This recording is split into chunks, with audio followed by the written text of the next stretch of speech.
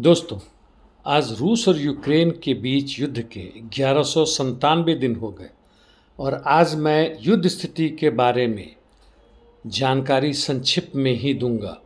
दक्षिण में वेलिका नोवोसिल्का में कोमार के दोनों फ्लैंक्स में यानी दोनों साइड में रूसी सैनिकों का बढ़त जारी है और अभी हाल फिलहाल में वोल्नोए पोल के अंदर भी खासकर पश्चिमी क्षेत्र में लड़ाई जारी है। सटे हुए पूर्वी क्षेत्र और खासकर पोक्रोवस के इर्द गिर्द में रूसी सैनिकों का दबाव बहुत ज़बरदस्त है। उन्होंने कई फिर से छोटे छोटे शहरों या गांवों पर कब्जा कर लिया है, जिसमें नोवोपोल, रूसिन यार हैं, जबकि पोक्रोवस के पूर्व में मिर्नोग्राद क्षेत्र में रूसी सैनिकों का हर दिशा में बढ़ना जारी है और उससे सटे हुए द्रुजकोवस्कोय क्षेत्र में भी रूसी सैनिक 2 किलोमीटर तक आगे बढ़े हैं। यह सारा का सारा बढ़ाव जो है वह कॉन्स्टांटिनिवका की तरफ है।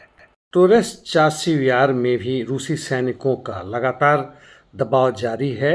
चासिव में उत्तर और दक्षिण दोनों तरफ में ये बढ़ रहे हैं।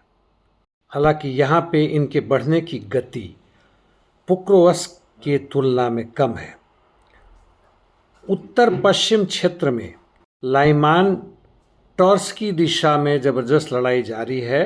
कुपियांस क्षेत्र में रूसी सैनिक स्ट्रोयेवका और बेलोग्रोवका की तरफ और आगे बढ़े हैं, जिसकी चर्चा मैंने कल की थी। कुर्स्क सूमी क्षेत्र में घमासान और ज़बरदस्त है। रूसी सैनिकों ने यहाँ भी वोदोलागी क्षेत्र पर कब्जा कर लिया है, जबकि कुर्स्क के पश्चिम में यूक्रेन के सैनिकों का लगातार काउंटर अटैक जारी रहा है और कल से आज तक में उन्होंने कुछ क्षेत्रों पर कब्जा भी कर लिया है। यहीं से सटे हुए मायरोपिलिया नामक जगह पे, जो सूमी बॉर्डर पे है, रूसी सैनिकों ने घेरने की कोशिश की है यूक्रेनियन को और काफ़ी आगे बढ़े हैं। यह गोरनाल क्षेत्र के दक्षिण में है।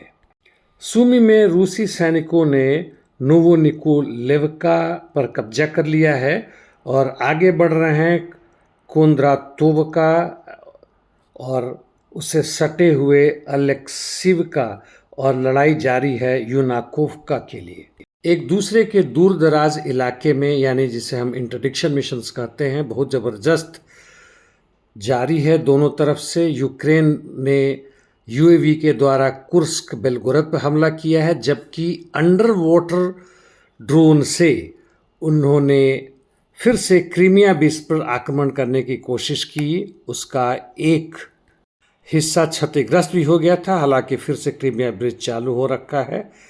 पूरी सफलता उन्हें नहीं मिली। रूसी सैनिकों ने भी सूमी, खार्किव, ओडिशा, जापोरिजिया अन्य जगहों पर ज़बरदस्त बमबारी की है। मिडिल ईस्ट से कुछ खबरें। यमन से हुतीज़ ने इजराइल के ऊपर फिर से कई मिसाइल दागे हैं तेल अवीव के ऊपर दूसरे दिन लगातार, जिससे वहाँ पे एक दहशत का नज़ारा है। जबकि आईडीएफ ने सीरिया के ऊपर आर्टिलरी और फाइटर जेट से अटैक किया है। कारण है कि वहाँ एक नया आउटफिट बना है, मार्टियर मोहम्मद डेइफ ब्रिगेड्स, जिन्होंने रॉकेट लॉन्च किए हैं इजराइल के द्वारा कंट्रोल्ड गोलन हाइट्स पर। आज बस इतना ही दोस्तों, कल मिलेंगे। धन्यवाद।